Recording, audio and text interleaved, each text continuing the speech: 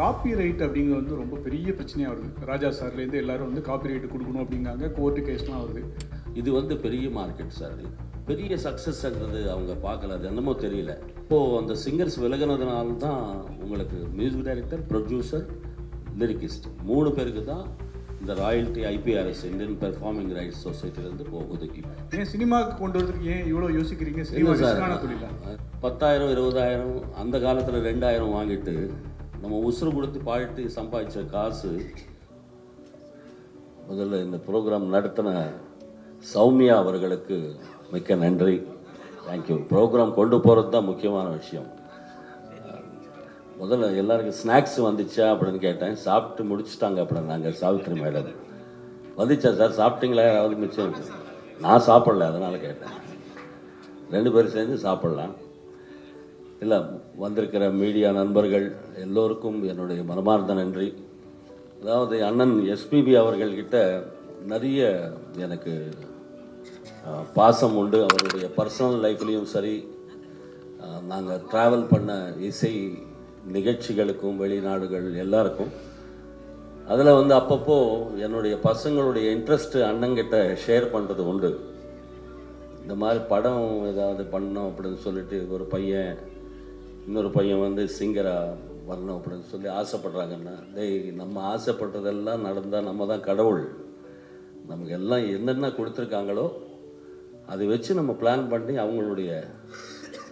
அவங்க ஸ்ட்ரென்த் எதில் இருக்கு அதில் வந்து கொஞ்சம் முன்னுக்கு கொண்டு போகிறதுக்கு நீ முயற்சி பண்ணு. ஏன்னா வந்து அது எப்படி போகும்ன்றது ஒரு எடுத்துக்காட்டாக என்னை எடுத்துக்கோ அப்படின்னு ஒரு வார்த்தை சொன்னார் ஒரு வாட்டி.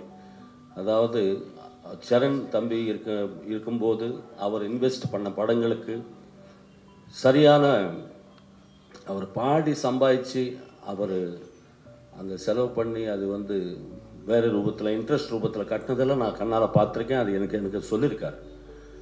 ஸோ அந்த மாதிரிலாம் நீ போயிடாதப்பா. ஏன்னா நம்ம வந்து ரொம்ப கஷ்டப்பட்டு ஒவ்வொரு படியாக ஒரு 40-45 வருஷம் ட்ராவல். இது வந்து நீ பாடினாதான் உனக்கு அந்த 1000மோ 2000மோ.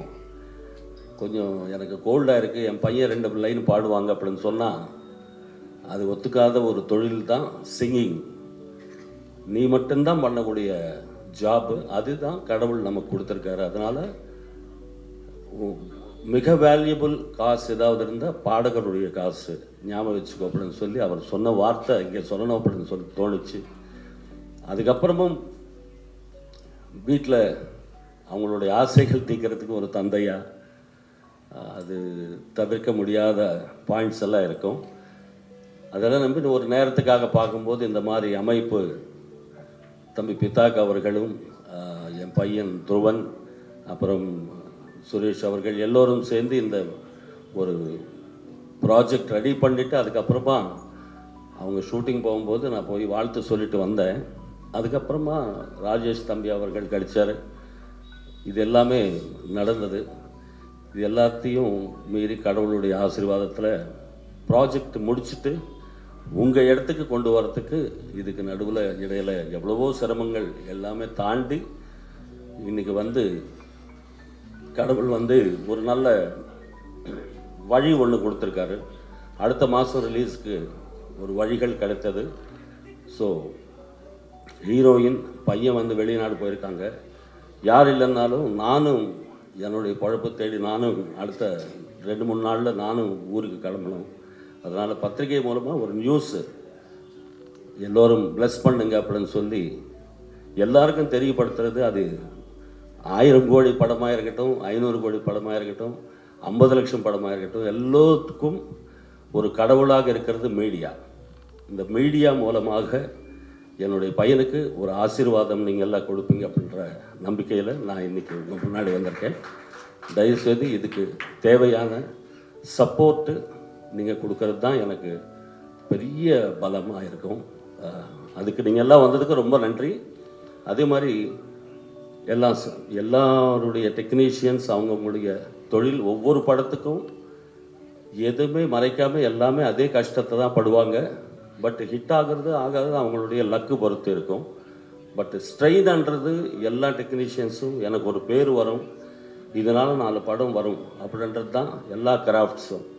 அது நடிகராக இருக்கட்டும், எடிட்டராக இருக்கட்டும், கேமராமேனாக இருக்கட்டும், எல்லாமே வாழ்க்கை நோக்கி தான் அவங்க வந்து ஒர்க் பண்ணுவாங்கன்றது. ஏதோ பாதி காசு கொடுத்தாங்கன்னுட்டு இது நான் சுமாராக பாடுறதோ இல்லை நான் சுமாராக நடிக்கிறதோ இங்கே மட்டும் அது நடக்காது.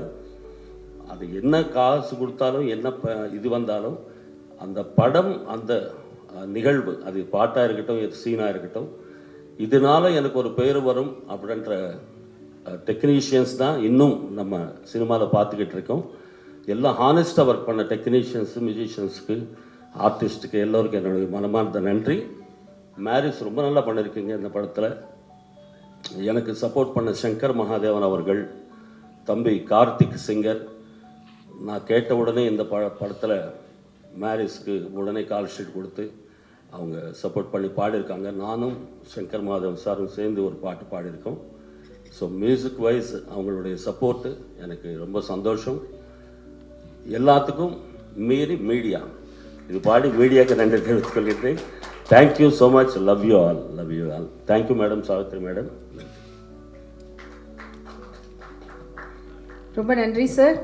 நாங்கள் கேட்காமையே எங்களுக்காக பாட்டு பாடுறதுக்கு ரொம்ப ரொம்ப நன்றி. அண்ட் வருகை தந்திருக்கக்கூடிய பத்திரிகை மற்றும் ஊடக நண்பர்கள் அனைவருக்கும் நன்றி. ஸோ இந்த திரைப்படம் இப்போ உங்கள் கையில் கொடுத்துருக்குறோம். ஸோ நீங்கள் வந்து மக்கள்கிட்ட இதை கொண்டு போய் சேர்க்கணும் அப்படின்றது தான். ஸோ ரொம்ப ரொம்ப நன்றி. அண்ட் இன்னும் கூடிய சீக்கிரத்தில் திரையில் வரப்போகுது. எம்பிஆர் ஃபிலிம்ஸ் திரு ஏ மதியழகன் மற்றும் ஸ்கைலைன் சினிமாஸ் திரு RM ராஜேஷ் அவர்கள் வழங்கக்கூடிய வட்டக்கானல் திரைப்படத்தினுடைய ப்ரெஸ் மீட்டுக்கு வந்திருக்கிறீங்க. உங்ககிட்ட இருந்து ஏதாவது கேள்விகள் இருந்ததுன்னா நீங்கள் வந்து படக்குழுனர்கிட்ட ஆரோக்கியமான கேள்விகளை வந்து கேட்கலாம். சார் மனோஜ்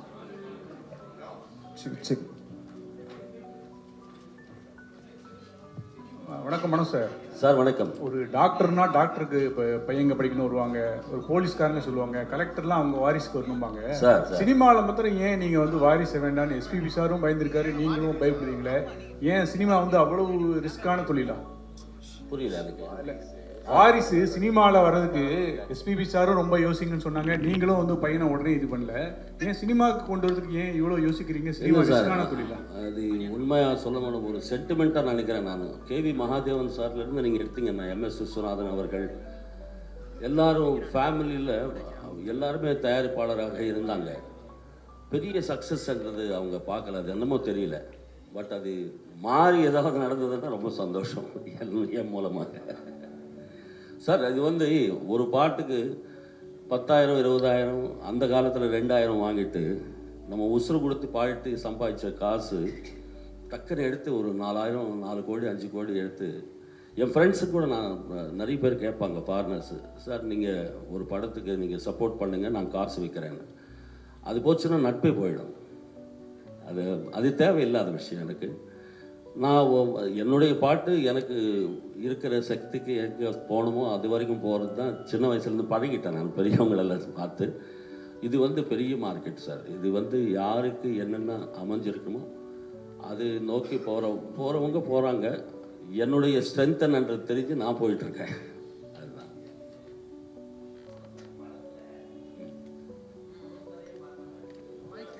தாடி வச்சா எப்படி இருக்கும் வச்சு பார்க்கணுன்னா ஒரு மாதம் வெயிட் பண்ணுங்க, படத்தை காட்டுறேன்.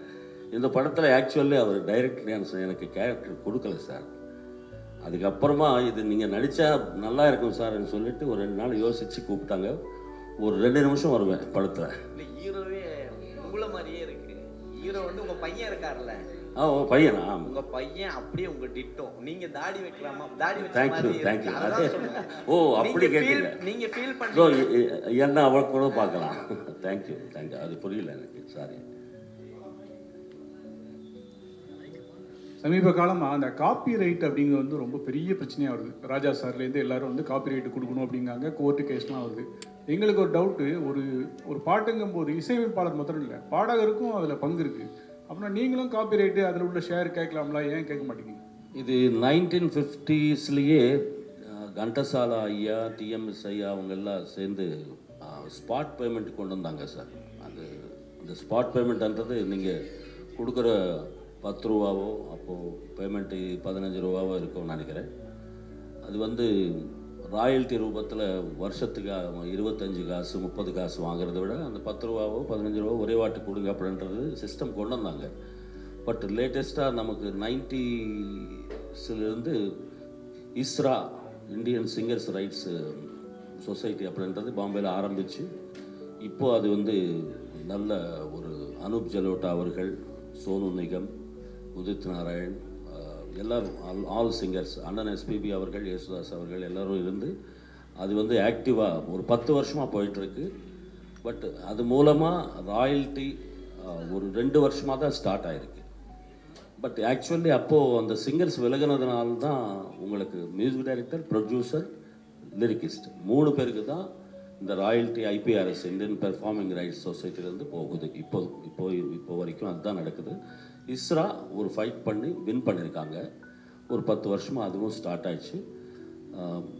ஒரு நல்ல ராயல்ட்டிஸு வருங்காலத்தில் எதிர்பார்க்கலாம்.